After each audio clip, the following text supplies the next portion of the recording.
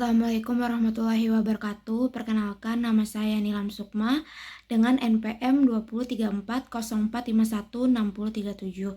Di sini saya akan merangkum pertemuan pertama hingga pertemuan ketujuh untuk mata kuliah Managerial Skill in Hospitality Industry untuk memenuhi nilai ujian tengah semester.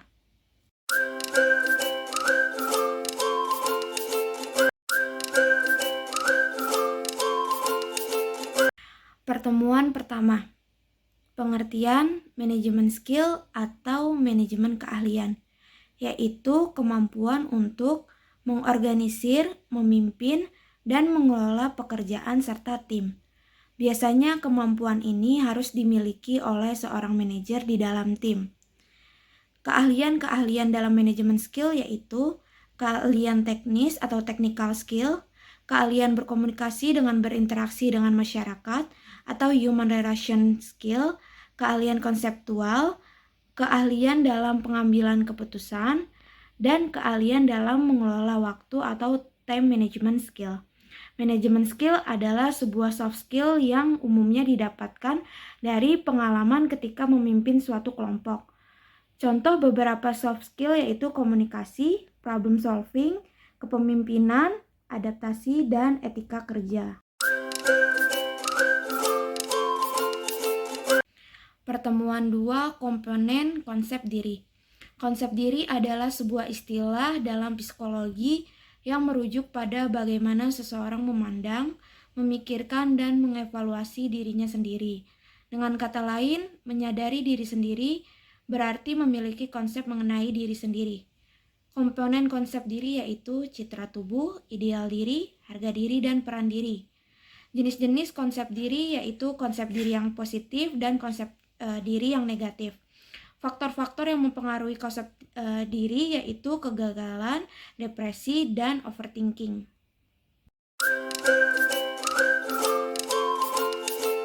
Pertemuan 3, potensi. Potensi adalah kemampuan yang memiliki berbagai kemungkinan atas harapan untuk dapat dikembangkan lebih lanjut, baik itu berupa kekuatan, daya, atau berupa kesanggupan yang didapatkan oleh masyarakat secara langsung ataupun melalui proses sosial dan interaksi sosial yang panjang. Jenis-jenis potensi yaitu potensi diri, potensi wisata, potensi daerah, potensi bahaya, potensi sumber daya manusia, dan potensi sumber daya alam. Manfaat pengembangan potensi adalah untuk mengembangkan natur dan nurture secara tepat. Natur adalah kepribadian manusia yang terbentuk dari bawaan atau lahir dan bakat. Sedangkan nurture adalah kepribadian manusia yang terbentuk karena pengaruh lingkungan. Dengan demikian, pengembangan potensi diri adalah berusaha memaksimalkan potensi-potensi positif yang ada dan meminimalisasi kelemahan-kelemahan yang ada.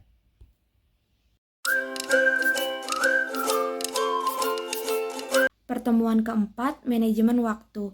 Manajemen waktu adalah proses perencanaan dan pengendalian secara sadar terhadap waktu yang dihabiskan untuk kegiatan tertentu, terutama untuk meningkatkan efektivitas, efisiensi, dan produktivitas.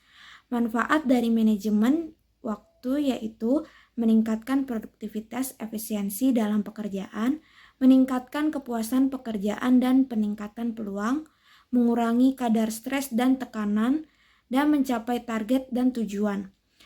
Pentingnya dalam keterampilan manajemen waktu adalah untuk membantu dalam menyusun pekerjaan dengan cara yang memungkinkan untuk mencapai tujuan.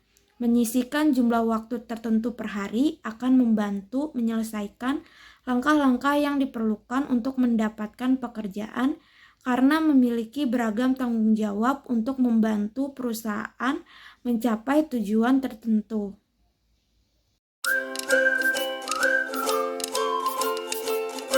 Pertemuan kelima, manajemen diri. Manajemen diri adalah di mana seseorang menetapkan tujuan hidupnya bagi dirinya sendiri.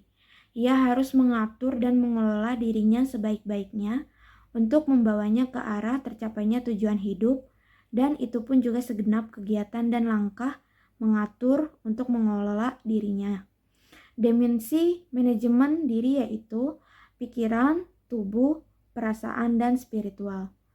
Prinsip manajemen diri yaitu harus punya tujuan hidup, harus fokus, harus fleksibel, harus selalu disiplin, dan harus percaya diri. Manajemen stres adalah suatu program untuk melakukan pengontrolan atau pengaturan stres di mana bertujuan untuk mengenal penyebab stres dan mengetahui teknik-teknik mengelola stres sehingga orang lebih baik dalam menguasai stres dalam kehidupan.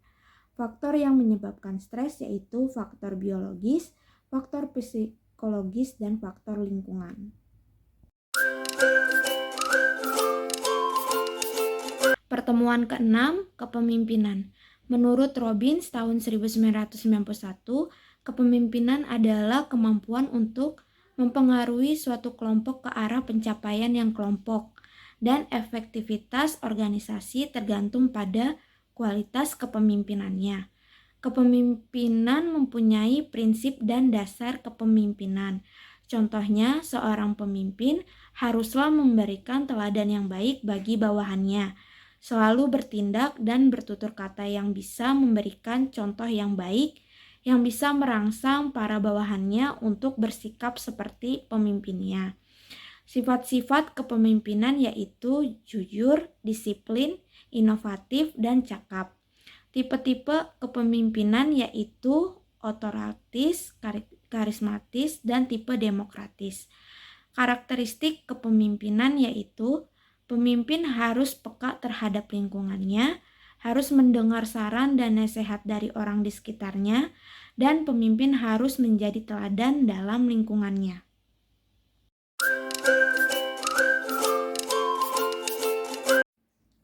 Pertemuan ke-7, negosiasi.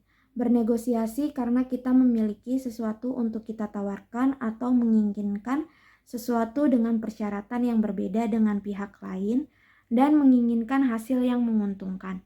Ciri-ciri seorang negosiator yang baik yaitu memiliki reputasi yang baik dengan niat baik, santun, percaya pada orang lain, dan dapat dipercayai, serta percaya diri dan positif. Proses negosiasi yaitu analisis atau investigasi, presentasi, tawar-menawar, dan kesepakatan. Faktor keberhasilan negosiasi yaitu persiapan, taktik, mengumpulkan informasi, dan latihan. Ada 4 elemen keberhasilan negosiasi yaitu kedua belah pihak merasa berhasil, kedua belah pihak merasa bahwa lawan negosiasi mereka peduli pada kepentingan, kedua belah pihak merasa bahwa lawan negosiasi mereka bersikap adil dan terbuka, dan masing-masing pihak merasa lawannya akan tetap memenuhi bagian dari mereka.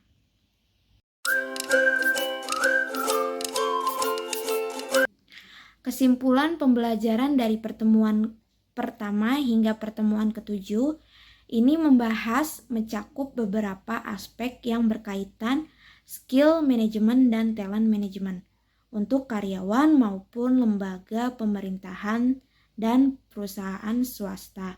Begitu pentingnya skill dan talent, sehingga tidak salah bila inti pengelolaan sumber daya manusia adalah bagaimana mengelola talent.